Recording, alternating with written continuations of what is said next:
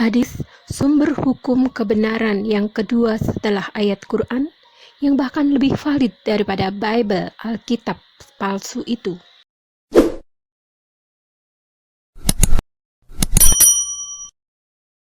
Yang disebut sebagai hadis adalah kesaksian terhadap keseharian Nabi. Sumbernya valid dan kredibel, yakni berupa para sahabat dan juga istri Nabi yang pernah bertemu langsung dengan Nabi Muhammad dan terverifikasi. Itulah mengapa Nabi perlu berpoligami, guna mendapatkan perawi hadis dari sisi wanita, yakni para istri beliau, sebagai sumber pertama yang langsung menyaksikan keseharian Nabi. Dan jumlahnya harus lebih daripada satu, supaya dapat di-cross-check kebenarannya satu sama lain. Beda jauh dengan Bible, yang hanya berisi cuplikan kata Isa yang tak pernah didengar secara langsung oleh penulisnya, jadi sangat tidak kredibel, hanya berupa halusinasi dan karangan. Tak ada Injil, yang ada hanya Bible atau catatan atau Biblos. Hadis adalah kesaksian para perawi, saksi tentang ucapan, tindakan, sikap, dan keseharian Nabi, yang sesuai perintah Allah, dijadikan sebagai teladan dan pedoman. Inilah ayatnya, surah 4 An-Nisa 59. Allah perintahkan melalui Quran untuk mengikuti sunnah Nabi yang bisa diketahui dari hadis mutawatir. Hadis sebagai sumber hukum kedua setelah ayat Quran pada awalnya memang tidak dibukukan, namun dihafal oleh masing-masing perawinya dengan hafalan yang kuat. Secara turun-temurun dari generasi ke generasi terjaga keasliannya. Cara menjaga keaslian ayat maupun hadis dengan cara menghafal ini secara lisan sangat valid dan kredibel, karena berbeda dengan permainan bisik kata, ada pengecekan di setiap tahapan penghafalannya. Sedangkan pada permainan bisik kata tak ada pengecekan itu. Jadi sebagai contoh, A menyampaikan pada B, lalu B menyampaikan pada C, maka ada juga pengecekan dari A kepada C. Begitu seterusnya dari generasi ke generasi berulang-ulang. Dan selain pengecekan secara vertikal, juga ada pengecekan secara horizontal dari sesama penghafal yang jumlahnya banyak sekali hingga mencapai ratusan bahkan jutaan orang. Jadi ada dasar hukumnya untuk mengikuti hadis, yakni sesuai perintah Al-Quran dalam surah 4 An-Nisa ayat 59. Lalu juga di surah 33 Al-Ahzab ayat 21. Sungguh telah ada pada diri Rasulullah, yaitu suri teladan yang baik bagimu, bagi orang yang mengharapkan rahmat dari Allah. Syarat masuk surga adalah mendapat rahmat dan ridho dari Allah, bukan karena amal kebaikan. Berbuat amal baik hanya untuk mendapat rahmat dan ridho dari Allah, dengan mematuhi segala perintahnya dan menjauhi dari segala larangannya. Rasul Nabi yang mana? Yakni Rasul Nabi yang umi, yakni Nabi Muhammad, yang telah ditunjuk oleh Allah untuk menjadi contoh bagi manusia cara beribadah yang sesuai dikehendaki oleh Allah. Banyak sekali orang yang hidup sejaman dengan Nabi telah bersaksi bahwa Nabi Muhammad bin Abdullah sejak kecil telah terkenal sebagai orang yang sangat terpercaya, bahkan tak pernah berbohong meski hanya dalam hal yang sepele sekalipun. Hingga sebelum menjadi Rasul pun, Nabi telah mendapat gelar sebagai Al-Amin, yakni orang yang sangat terpercaya.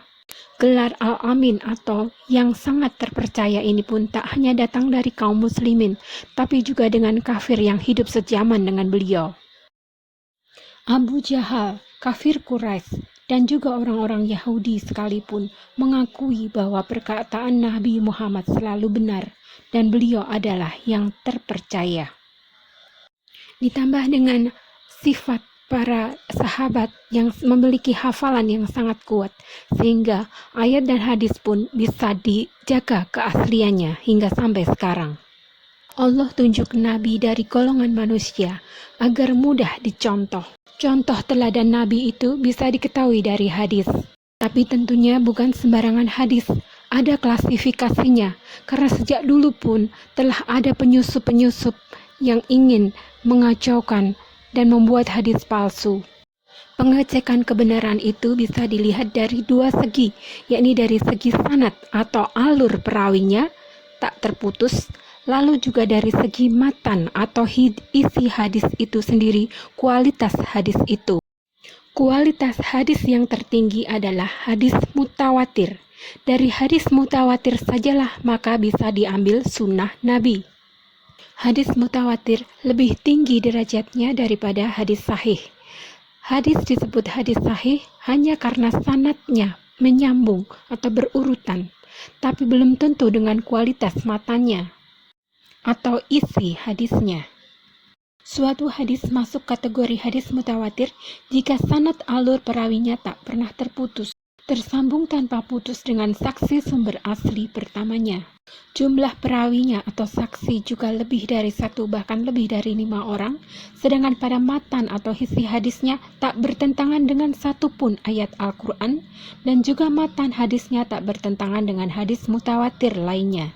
Jadi sangat tidak mungkin jika hadis mutawatir sebagai sumber hukum kedua setelah Al-Quran akan bertentangan dengan satupun ayat Al-Quran. Quran sempurna, tapi rincian dan cara pelaksanaan dicontohkan oleh seorang manusia yang ditunjuk oleh Allah menjadi nabi.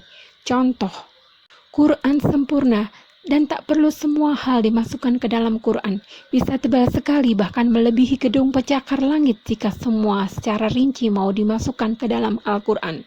Rincian dan contoh-contoh adanya di dalam hadis mutawatir tentu saja, yang kualitas saksi atau perawinya kredibel.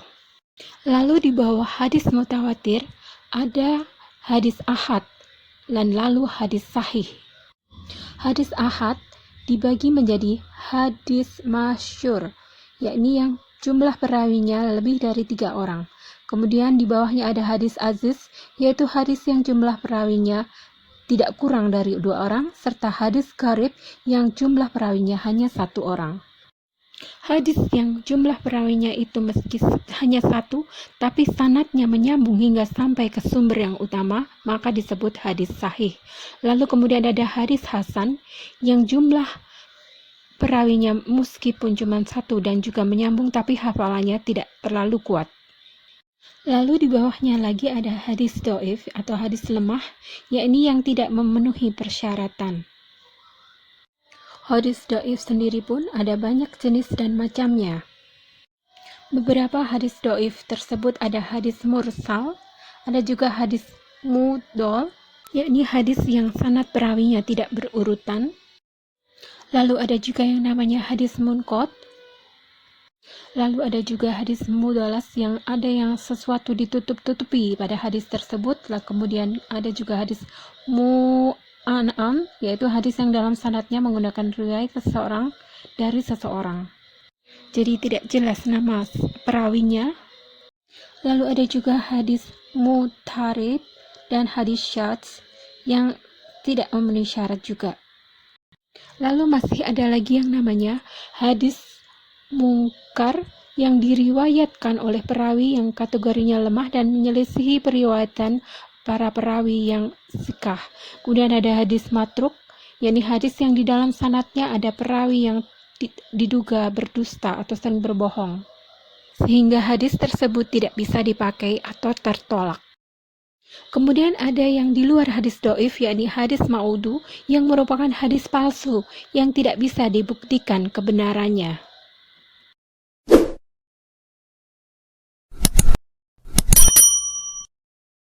Tabari, Bukhari, Muslim, dan lain sebagainya itu bukan pengarang hadis, tapi mereka hanya membukukan kesaksian dari para perawi hadis.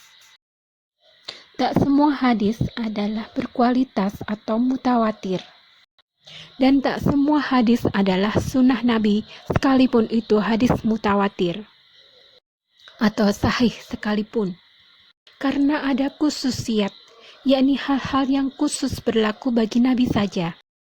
Khususiat itu seperti ada yang wajib bagi Nabi tapi haram bagi manusia biasa, seperti sholat witir, sholat duha, itu wajib bagi Nabi tapi tidak atau hanya sunnah bagi manusia biasa. Sunnah Nabi pasti tercantum di hadis mutawatir dan ada perintah dari Nabi bahwa manusia biasa harus menjalankan atau mengikutinya. Tapi tak semua hadis sahih ataupun hadis mutawatir sekalipun yang adalah merupakan sunnah. Hanya yang ada perintah untuk diikuti sajalah yang merupakan sunnah.